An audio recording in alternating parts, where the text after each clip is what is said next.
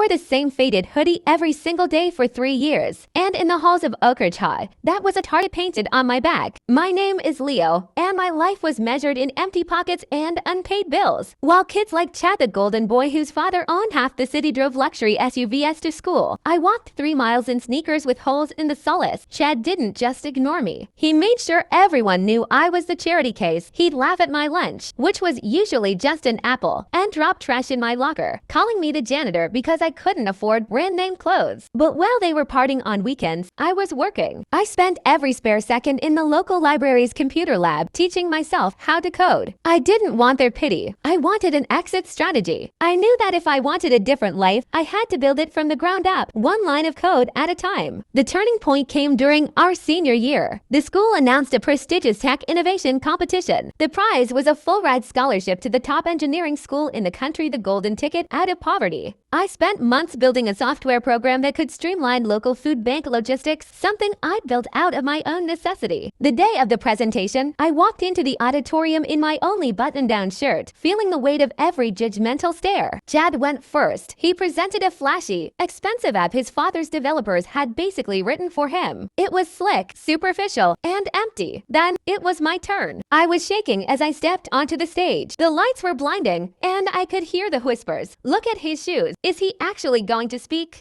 I didn't look at them. I looked at the judges and spoke about hunger, about the struggle, and about a tool that could actually change lives. I spoke with the raw, jagged honesty of someone who had lived through the reality they only read about in textbooks. When they announced the winner, the room went dead silent. The scholarship goes to ...